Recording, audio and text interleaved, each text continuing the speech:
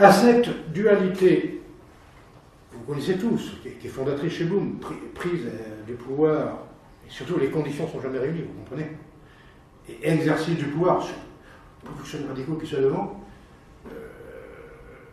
la menace fasciste, pour aller vite, fait adjoindre au début des années 30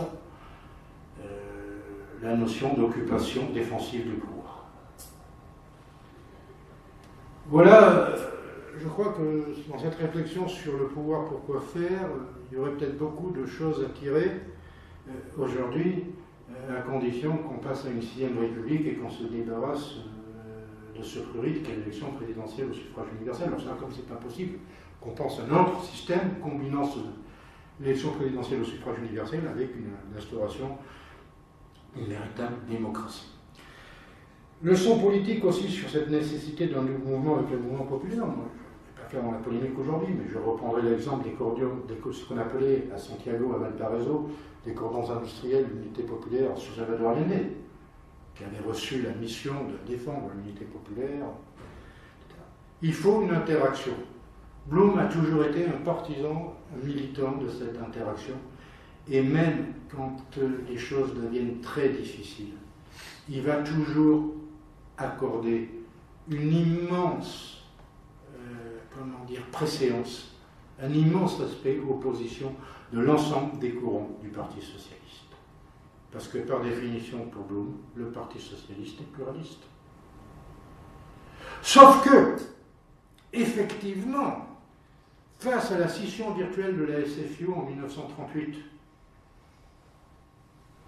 lorsque le pacifisme intégral devient mécaniquement le mot d'ordre brandi pour ne pas résister face à Hitler, et où tout cela se double d'un autre aspect que je vais aborder, parce que je mettrai les pieds dans le plat jusqu'au bout.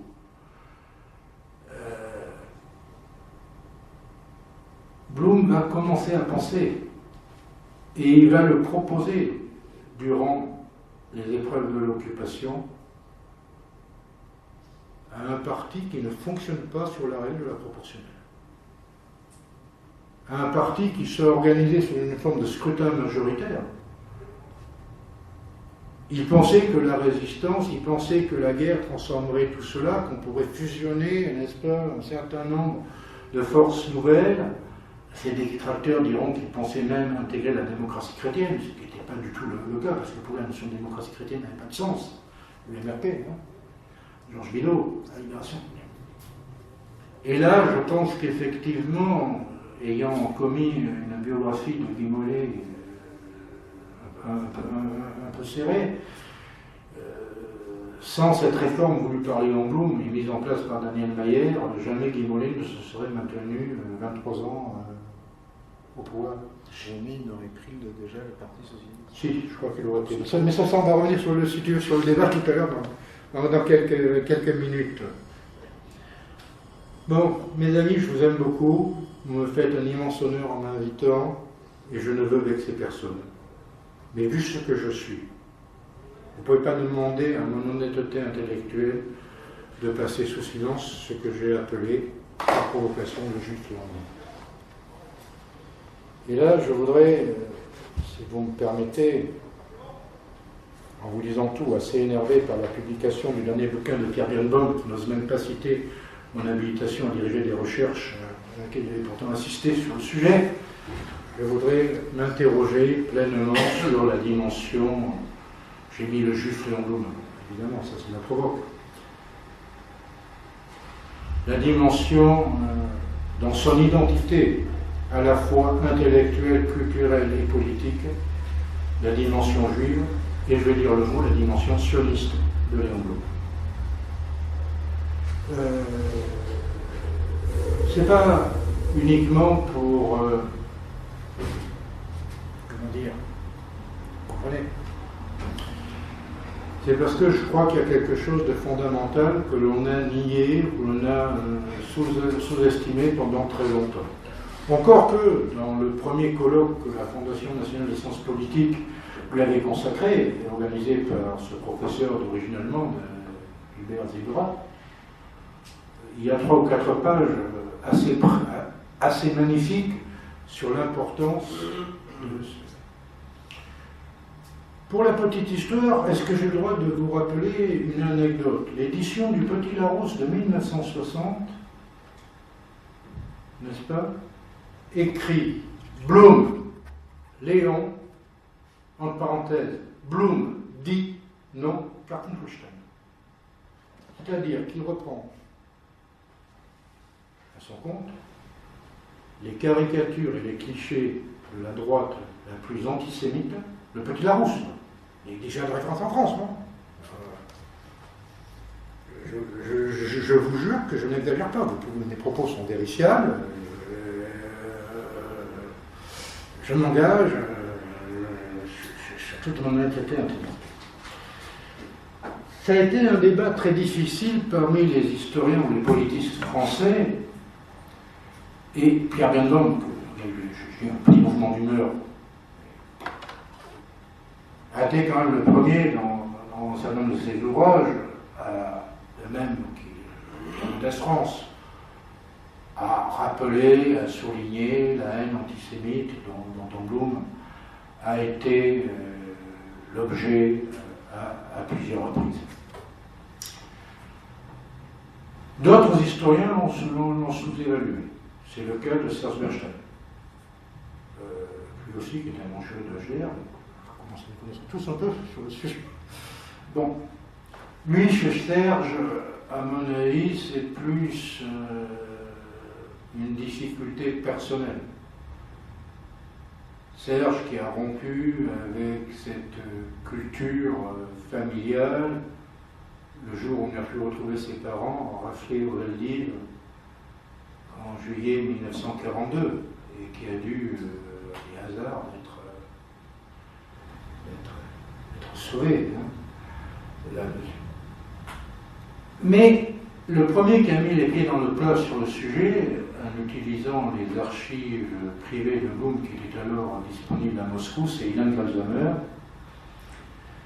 Et son livre a été très mal reçu en France, parce qu'il y a des défauts méthodologiques, que ça a été bâclé par souvent, c'est-à-dire quelqu'un qui est brillant mais qui écrit trop vite et peut-être ok. Mais surtout, il y avait quelque chose de fondamentalement dérangeant à dire que finalement, Blum n'était pas un Français intégral.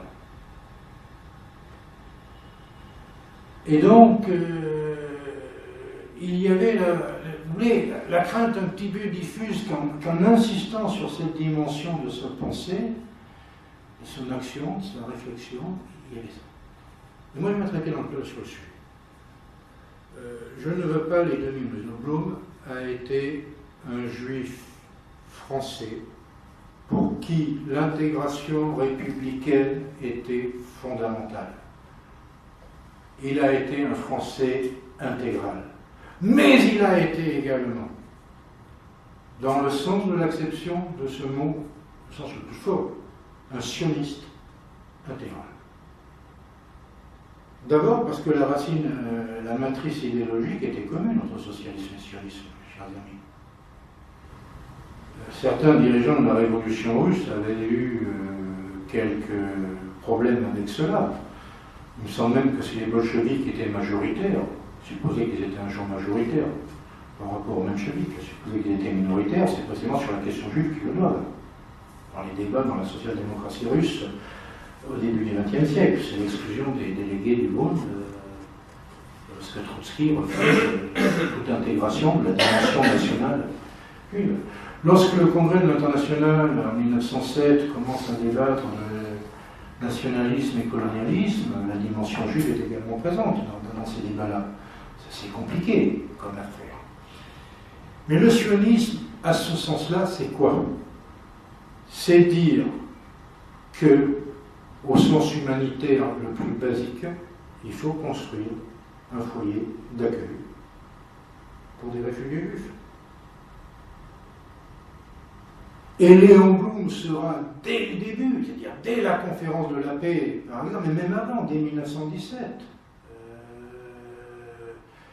favorable à ce qui deviendra la déclaration Balfour.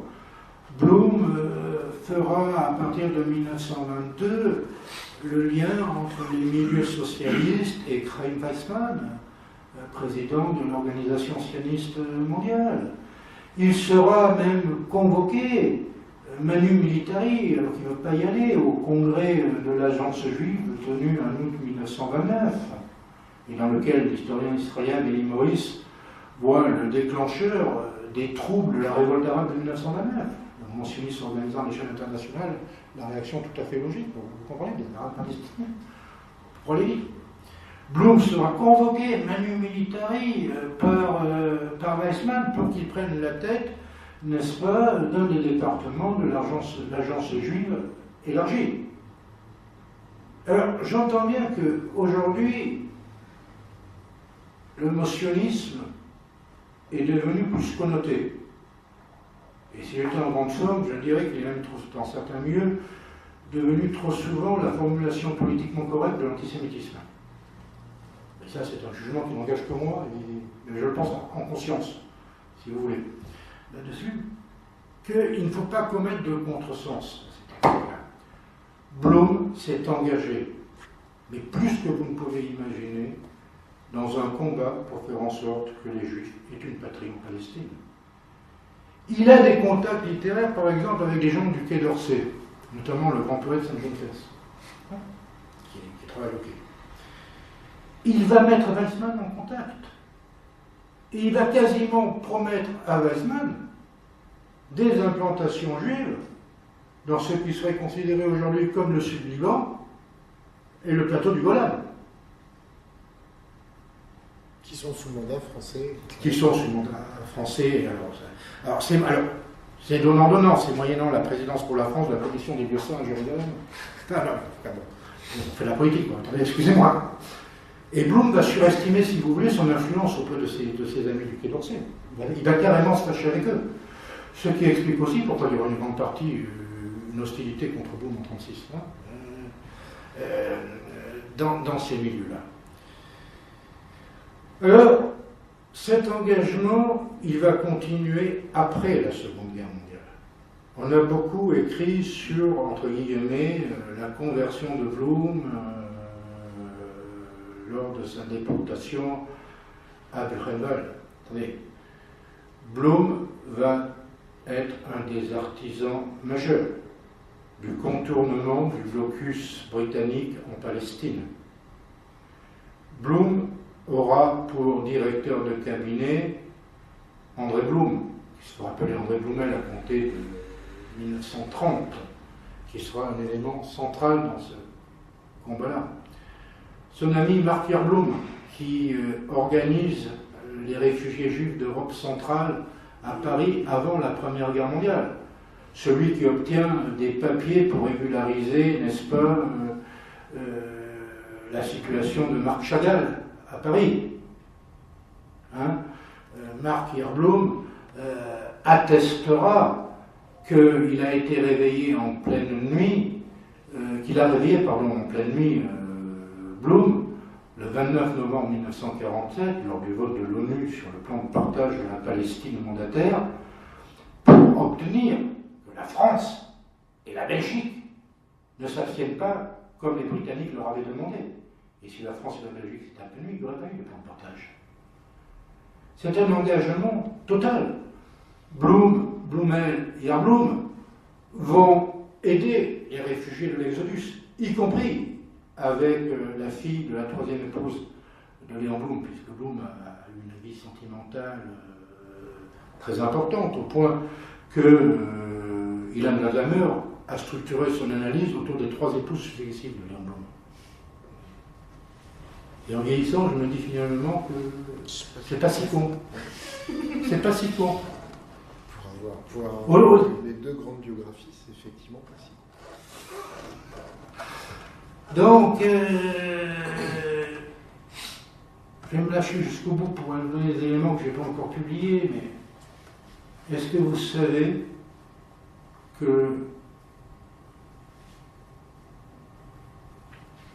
sa petite fille par alliance, qui est une cinéaste et une documentariste relativement efficace, fut utilisée par les services israéliens pour aller filmer l'aéroport d'Entebbe et préparer l'opération de libération des otages à l'Airbus d'Air France tournée en TV. Donc, si vous voulez, il y a une matrice, il y a un entourage, et politiquement, ça débouche sur quoi? Ça débouche en 1929 face à une dominante de l'international reconstitué qui n'admet pas qu'on accorde, n'est-ce pas, une identité juive particulière. Donc des gens comme Karl Kautsky, comme un certain nombre d'austro-marxistes, etc., qui eux analysent ça en termes d'effondrement de l'Empire austro-hongrois. Ils appliquent intellectuellement, si vous voulez, ce schéma-là. Il va créer le comité socialiste pour la Palestine ouvrière. C'est-à-dire quelque chose qui a encore l'illusion de faire finalement une fusion des revendications prolétariennes dans le mandat palestinien géré par les Britanniques. Mais attendez, soyons sérieux, les ouvriers ils sont juifs, ils ne sont pas palestiniens, ils sont des paysans des Palestiniens. Dans la structure sociale de ce mandat. Donc, il va être horriblement déçu par la politique britannique de restriction de l'immigration juive menée par les gouvernements travaillistes. Lorsqu'en 1938 aura lieu la conférence d'Évian pour accueillir les réfugiés, à l'époque où les Juifs veulent partir de partout, qu'Hitler n'a pas encore décidé de leur sort, et qu'aucun pays ne veut les accueillir. Donc c'est une dimension très très forte. Un de ses frères sera d'ailleurs victime de la Shoah, et d'après des témoignages qui m'ont valu d'être poursuivi, parce que je l'avais cité par des mecs aussi intéressants, mais j'oublie leur nom, on ne les prononcera pas dans celui républicain. Commencer par Fourisson, des gens comme ça, des ordures absolues. D'après les témoignages qui avaient été recueillis aussi bien par moi-même que par Hélène Walsamer, il semblerait que son frère ait été accueilli et réceptionné sur, n'est-ce pas, le quai de sélection de Perpignan et directement conduit dans les crématoires vivants. Il a été accueilli par le juif. Alors Blum a été victime de cette haine. Il a été victime de cette haine parce que ses adversaires ont utilisé, s'en sont servis basiquement dans sa carrière politique. Lorsque Blum perd les élections par cause du maintien de Jacques Duclos sur la circonscription du Père-Lachaise en 28 et que Jeanne Montel le récupère à Narbonne, dans l'Aube, il faut voir comment il est accueilli. Un homme qui n'aime pas le vin, un homme qui n'a pas de racines. Barès, son ami Barès, qui lui écrit « Monsieur Blum, pour vous, la patrie, c'est une idée. Pour moi, c'est l'odeur des marronniers dans la cour de récréation. » Vous comprenez jusqu'où ça peut aller, hein? Blum a toujours décidé de ne jamais, quasiment jamais réagir. Il a même fait dans la provoque la plus totale, puisque dans la campagne du Front populaire, il a réédité à son compte, n'est-ce pas, son essai du mariage, dans lequel il estimait que les jeunes filles avaient le droit de se dévergonder, et que plus elles se seraient dévergondées avant un mariage, n'est-ce pas, plus ça donnait la chance d'avoir un couple équilibré là-dessus. Pas équilibré, l'équilibre en la matière, quelque chose qui, à mon âge, je suis un peu plus vieux que toi. Enfin, équilibré dans le rapport de force dans le couple. C'est-à-dire qu'on a perdu. Hein. Donc, on va continuer jusqu'au bout. On va avancer. Il réagira une fois quand on accuse un de ses fils, son fils, d'être intégré dans des profits financiers illicites, mais en général, il prend ça par-dessus la jambe. La seule fois où il veut réagir vraiment, c'est lors de la déclaration d'investiture, quand Xavier Vallat a ces phrases fameuses. Tous les témoins de la scène disent que Blum a blêmi, lui qui n'avait jamais riposté à une insulte antisémite. quand Xavier Vallat ose dire pour la première fois ce vieux pays gallo-romain va être gouverné par un juif, gouverner cette nation paysanne qu'est la France, il va mieux avoir quelqu'un dont les origines, si modestes soient-elles, se perdent dans les entrailles de notre sol qu'un nudiste subtil. Et puis on va aller jusqu'au bout. Il y a des choses que je ne pige pas. Il y a des choses que je pige pas. Je pige pas ça. Je pige pas cette photo. Blum et son chef de cabinet, André Blumel. Blumel fait à Blum la chose la plus ignoble qu'on puisse lui faire. Il devient crypto-communiste.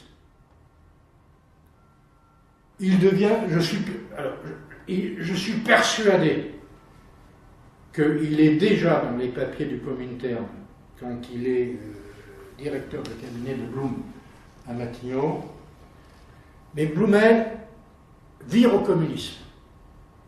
Beaucoup de choses peuvent l'expliquer. Pendant la réorganisation du Parti socialiste, pendant la résistance, la manière un petit peu violente dont Daniel Mayer fait les choses, la jalousie, on va dire le mot, vis-à-vis de la proximité entre Blumel et Blum, etc. Le fait qu'on ne dise pas à Blumel que Blum va rentrer. Et sur le quai de la gare, quand il arrive, Blum, les Américains l'ont récupéré en Italie, j'avais choisi Louis André. Blumel, qui sera directeur de cabinet du ministre de l'Intérieur socialiste Adrien Tixier, et qui, dans la villa de sa mère, à Saint-Cloud, installera l'émetteur clandestin du Mossad pour organiser. Vous comprenez? Jusqu'où ça va? On ne peut pas faire pire. Blum ne pardonne pas. Blum ne pardonnera jamais à quelqu'un comme Georges Monnet, son ministre de l'Agriculture, de ne s'être qu'abstenu pour le vote des pleins pouvoirs à Pétain. Et Monnet ensuite aura une attitude plus que correcte. Hein? Et là, Blumel, il n'a aucun problème. Attendez, Blumel qui va présider ensuite l'association France-URSS.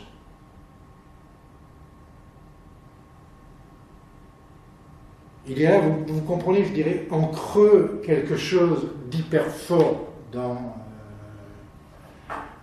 l'identité de Léon Blum. C'est pour cela d'ailleurs qu'en 1941 sera fondé dans le nord de la Galilée le kibbutz Kfar Blum, lorsque Chaim Weizmann tente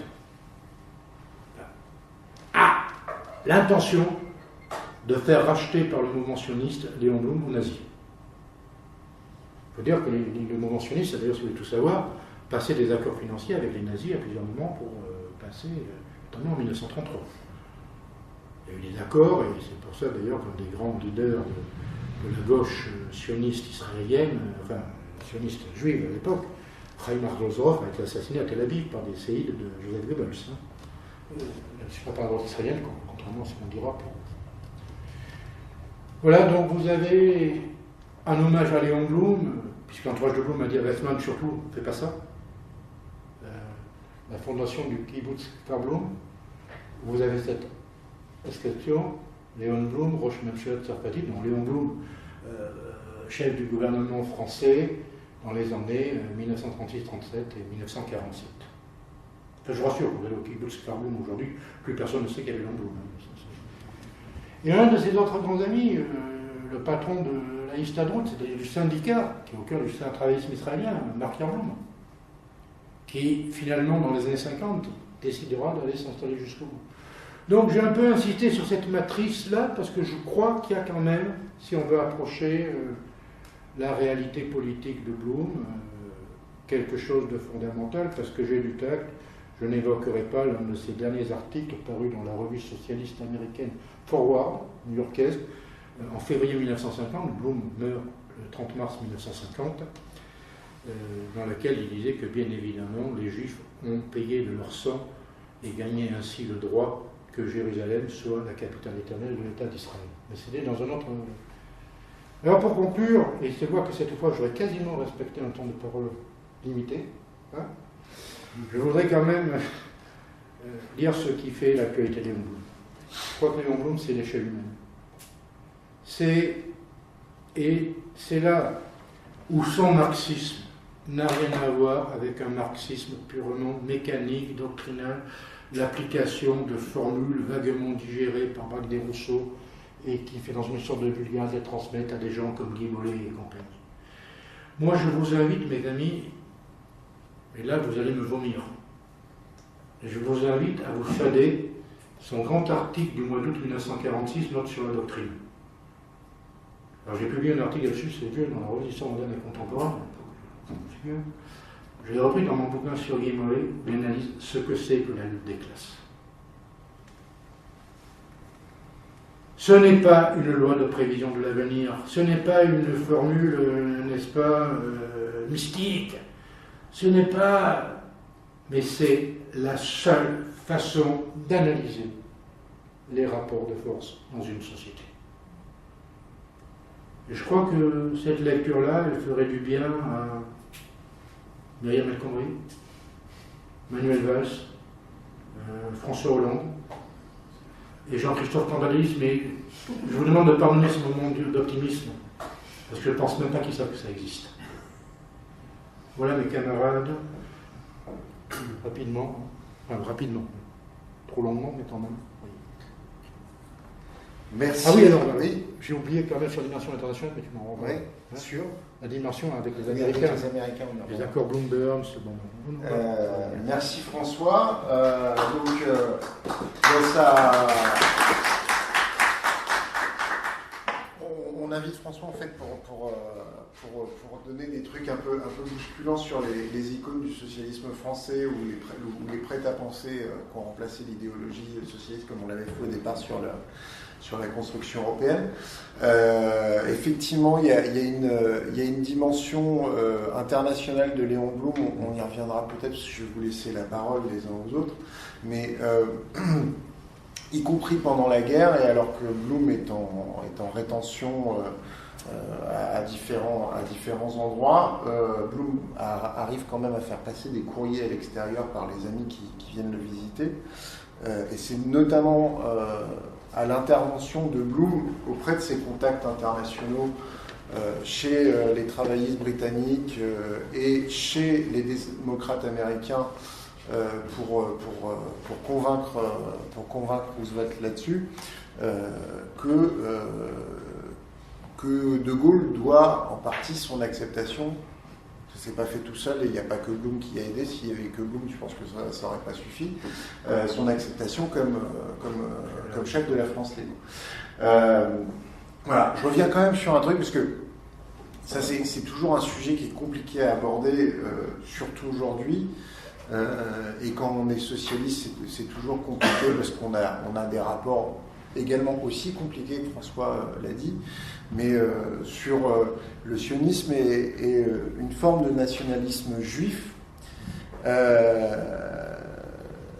parce que justement tout à l'heure tu parlais du Bund, et justement c'est le fait que les délégués du Bund se sont fait dégager du congrès du Parti ouvrier social-démocrate russe en 1903, qui fait que au sein du parti russe de l'époque, les bolcheviks ont été majoritaires face aux mencheviks, alors que les bundistes avaient sur les questions économiques et sociales la position des mencheviks. Donc en fait, c'était les mencheviks qui étaient majoritaires jusqu'à ce que les bundistes se fassent dégager du Congrès. Mais justement, l'existence du Bund montre qu'il pouvait y avoir une revendication culturelle, autonomiste, nationaliste, juive, qui n'était pas forcément sioniste. Et que peut-être l'un des malheurs supplémentaires qui est rajouté à l'affreux crime de la Shoah, c'est d'avoir fait disparaître du paysage politique et de l'identité juive européenne une revendication politique profondément socialiste et démocratique, qui n'était pas sioniste. Mais bon, on ne va pas refaire l'histoire. La Shoah, la Pologne et la Lituanie ont fait que physiquement, ces gens ont disparu et ont été massacrés. Voilà.